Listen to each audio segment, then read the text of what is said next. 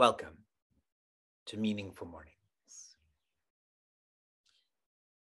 Meaningful Mornings has been a response to the coronavirus. When we commenced in March of 2020, there may have been, and I have no substance behind this, but may have been 1,000 people who had died worldwide. Now, as we fast forward 26 months later, that number has grown to over 6 million. That's not even including all of the struggles that people have gone through with COVID and not died. As we complete this semester of Meaningful Mornings, to always remember that our Creator is always looking at us, and so looking after us. With this remembrance, we nurture being grateful, being faithful, being peaceful. If matters are easy, be grateful. If matters are challenging, be faithful. If matters are tough, be peaceful. In verse 12, Shri Krishna shares that matter is in spirit.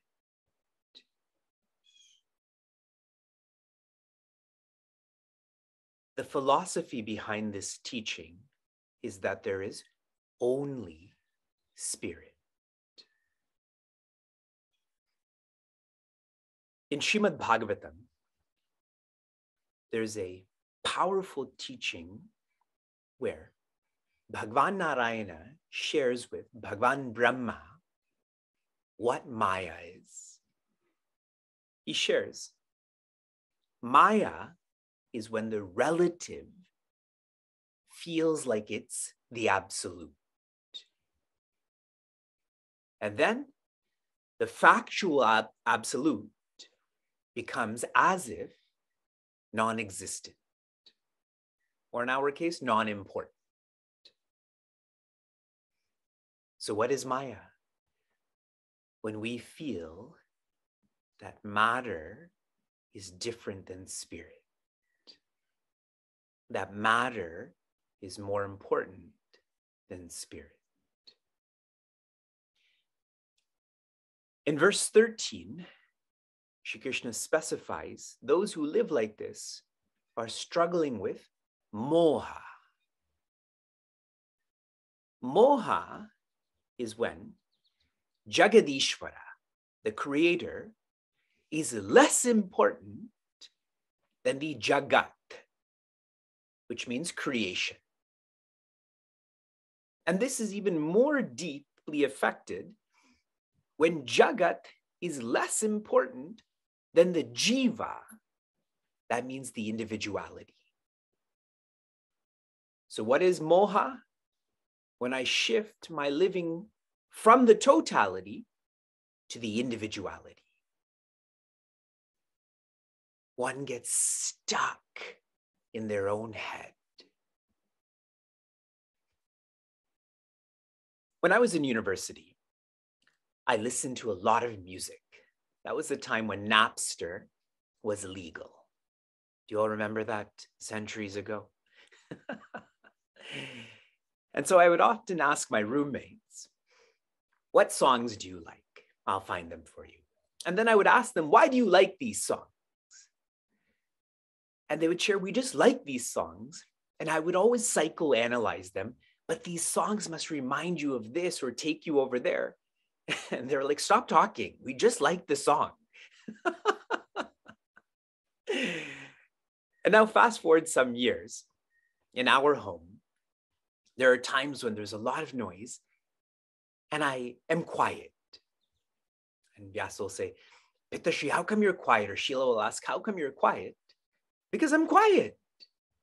There's nothing more or less to that.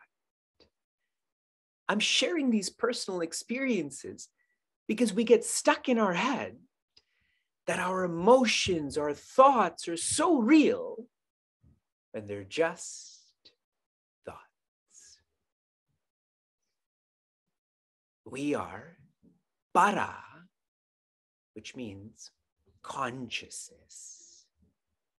If you're stuck in your thoughts, if you're always psychoanalyzing these, you'll never rediscover that awareness.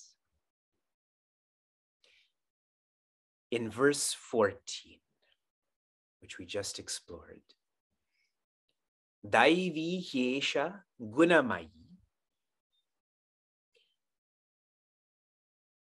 The gunas are an expression of Maya, and Maya is an expression of Brahman, or infinity. Shared in different words, our experiences depend on the ego, and the ego depends on existence. This has been a theme of Meaningful Mornings, to tune into existence, to be deeper. Mama Maya Duratyaya. Duratyaya means very difficult. Specifically in dealing with Maya, dur means difficult. Dur means negative. Ya is like in the word yatra, which means to move. When we are stuck in our heads, it's hard to move, yes? Just think about morning time. Do I get up for Meaningful Mornings right now? Or do I stay in this cool bed and so on and so forth? I'll give you one more definition of Maya, directly from Pujya Swami Tejomayananda. Maya is that which makes the impossible possible. What is impossible? You feeling sorrow. But see how it's become possible. Stress, anxiety, dejection. And that's why I have shared that Maya is simply an appearance. Touching a rainbow, as in capturing a rainbow, is impossible. This is just an appearance, so why try to touch or capture that? Mameva ye prapadyante. The gunas come from Maya. Maya is difficult to deal with, but you can deal with it. How? Prapadyante, surrender. Disidentify from the experiences, from the ego. The technical way to practice prapadyante, when you surrender to your guide, to your map, to your parent, you put one hand on top of their feet and you put one hand under their feet. The hand on top, so they don't leave you. You push it down. The hand underneath, so you don't leave them.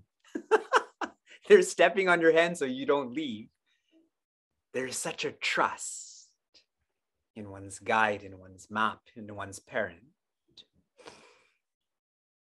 Specifically with one's guide. What one's guide will encourage one to do is to dedicate their life to bhagya, which means virtues. In chapter 13, Prince Arjuna will express intense dismay at how challenging what Sri Krishna is teaching is.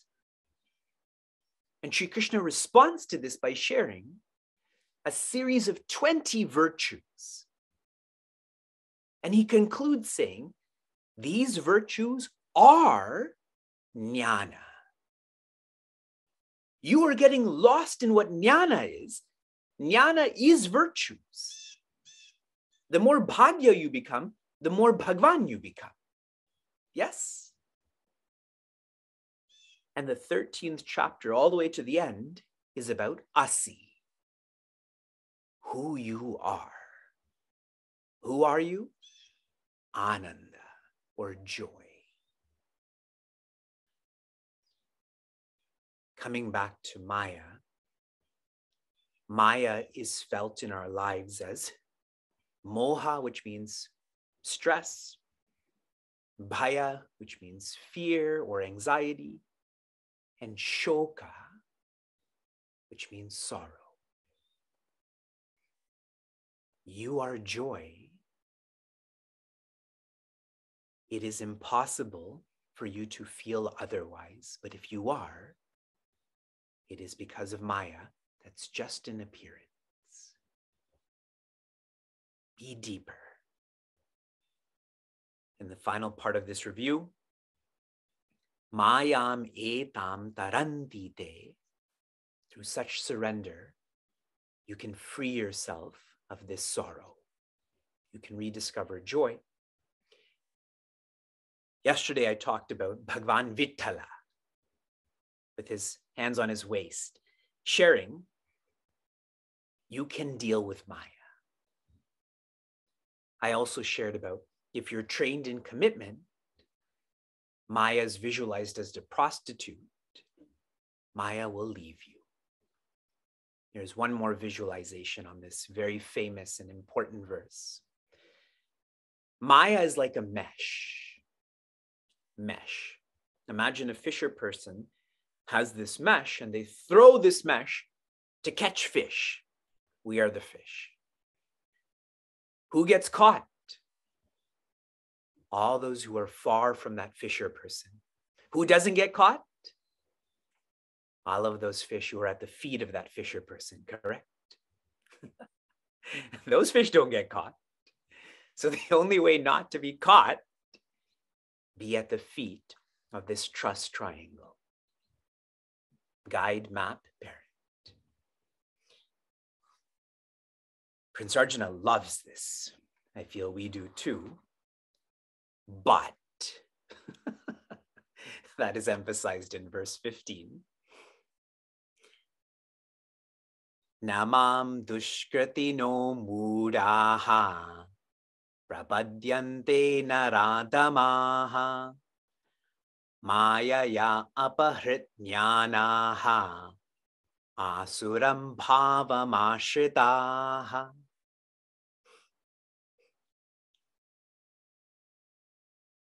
Namam, and I'm going to insert the word prapadyante. Why don't people surrender to you, Sri Krishna? In the previous word, there was a powerful word that was shared, and that is eva. Eva means alone. This is the only way to be free of sorrow, anxiety, stress. Then why is it that some people practice api, which means also?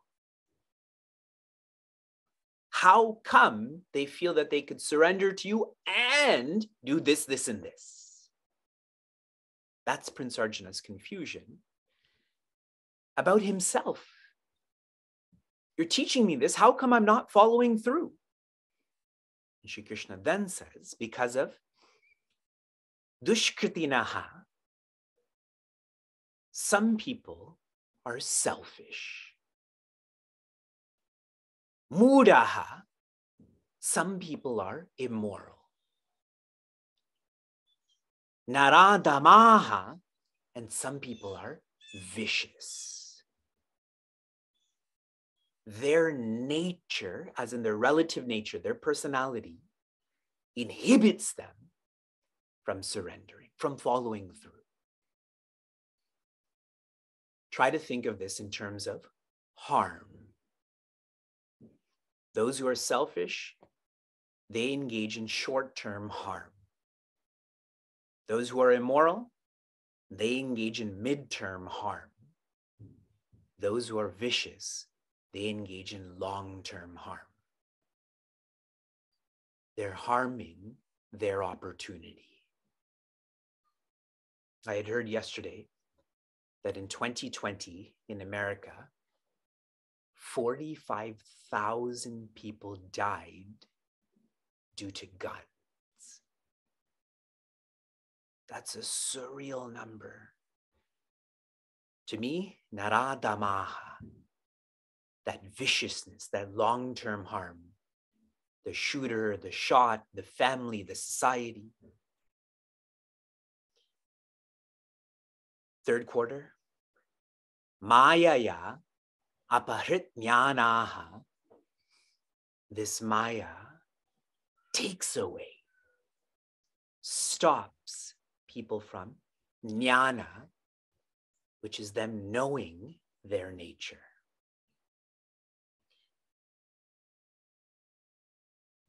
Practically, this is tamas. When one's filled with darkness. When there is darkness, there is avarana, which means there's no clarity. I can't see what to do. I can't see who I am. And I'll add more about this tomorrow, but shifting to the last quarter. Then, asuram, which means one with darkness inside, demonic. Bhavam ashritaha, they start to feel that their nature, that they are darkness. And what do they do then? All that is demonly. This verse, this chapter, has now provided us a seed for chapter 8. In chapter 8, Sri Krishna will describe two paths that one can take, one of darkness or one of light. That reference is here. In this chapter, in this verse, we also see the seed for chapter 16, where Sri Krishna will describe the qualities that are those of Daivi, those that are divine, and Asuri, those that are demonic. Just one verse, and we can keep thinking about it in the entire week. We'll continue tomorrow. Inspiration to application. Your recent application was for you to jump over water. All of you burned a lot of calories yesterday. Why I asked you to do this is that you've been doing this your whole life. Particularly, we've been doing this together for almost 680 days. You have been dealing with Maya. Keep moving. Keep moving from the grip of Maya. You have, continue. Your application for this morning. On Sunday, May 22nd, we have our next Prithvi Seva Sangha workshop on sustainable eating with our community member, Sapna. The action implementation of the month, there are 3. This is what I want you to do.